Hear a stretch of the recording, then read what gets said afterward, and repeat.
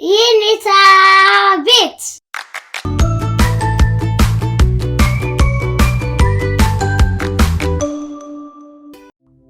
በዓመት አንድ ጊዜ እዚህ ቦታ ላይ የተለያዩ እንስሳት መጥተው ብዙ ሰው ያያቸዋል፣ ይነካቸዋል፣ ይዳብሳቸዋል፣ አብረው ይጫወታሉ።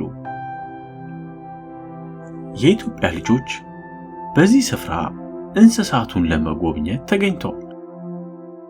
በመኪናው ፋንታ እንስሳቱ በብረት አጥር ተሰርቶላቸው ብዙ ሰው ያያቸዋል።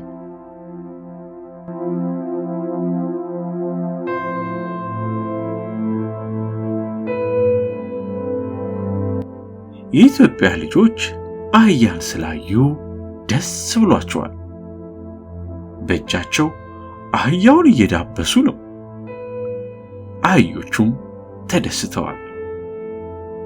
ታዲያ አህያው በእግሩ እንዳይመታን መጠንቀቅ አለብን።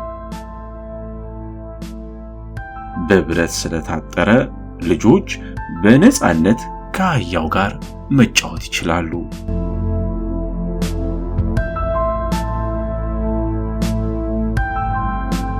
በሀገራችን ኢትዮጵያ አህያ በአብዛኛው ከአንድ ቦታ ወደ ሌላ ቦታ ዕቃ ያደርሳል። የኢትዮጵያ ልጆች የአህያውን ጆሮ እየነካኩ ያጫውቱታል። አህያዎቹ የቆሙበትን ስፍራ አልፈው ሲሄዱ ፈረስ አገኙ። ነጭ እናት ፈረስ ከልጇ ጋር ቆማ ተመለከቱ። የፈረሱ ባለቤት አይዟችሁ፣ ምንም አታደርጋችሁ። እነሱም ደስ አላቸው።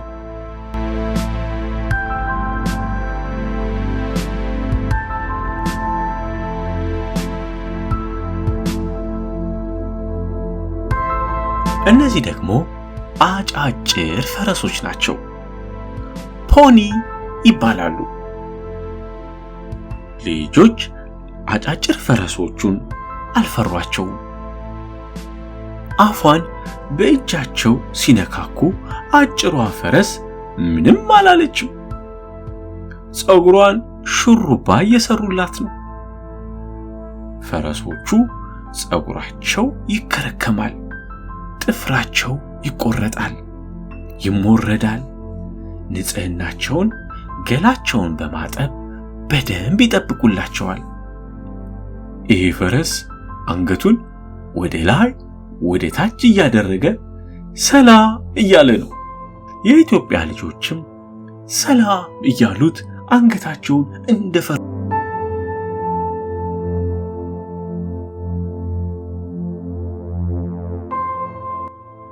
ይሄ ፀጉሩን ሹሩባ የተሰራው ፈረስ ጋሪ ለመጎተት ያገለግላል።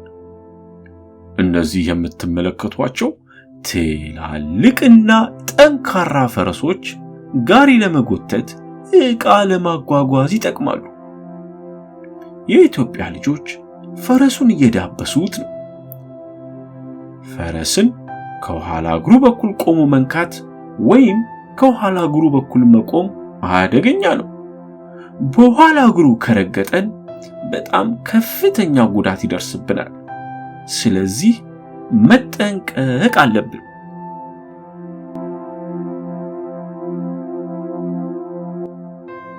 እነዚህ ቀያይ ፈረሶች ደግሞ ለመጋለብ ወይም ደግሞ ለፈረስ ውድድር የሚያገለግሉ ናቸው። የኢትዮጵያ ልጆች ቀያይ ፈረሶችን እየዳበሷቸው ነው።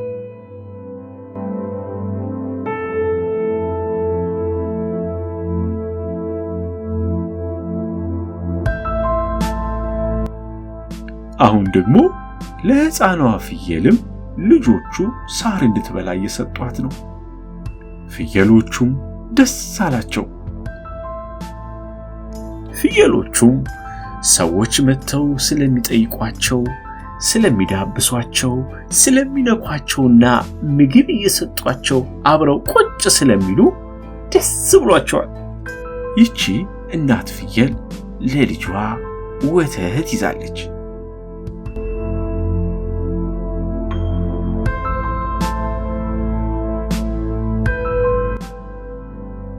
እነዚህ በጎች ዛሬ የመኪና መንገዱ ተዘግቶ እነሱም ተኝተው ሳር እየበሉ ሰዎች እየጎበኙዋቸው ሕፃናት እየዳበሷቸው ስለሆነ ደስተኞች ናቸው።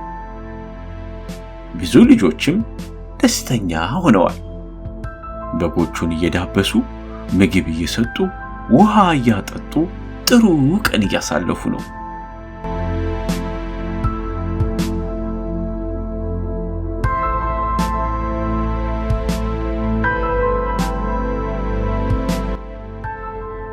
እነዚህ ደግሞ ላምና በሬዎች ናቸው።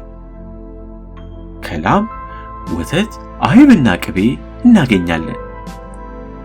በዓመታዊው የመንገድ ላይ የእንስሳት ትርኢት ላይ እየተሳተፉ ነው። የኢትዮጵያ ልጆችም ላሞቹን በእጃቸው እያሻሹ እየጎበኙ ነው። ልጆች ላምና በሬ፣ ፈረስና በግ፣ ሌሎችም እንስሳት የሚገኙበት ቦታ በመሄድ መጎብኘት ጥሩ ነገር ነው። የኢትዮጵያ ልጆች በመንገድ ላይ በተዘጋጀው የእንስሳት ማሳያ ዓመታዊ ዝግጅት ላይ የተመለከቷቸውን እንስሳት በተመለከተ ያዘጋጀነው ዝግጅት በዚህ ያበቃል። የኔታ ቤት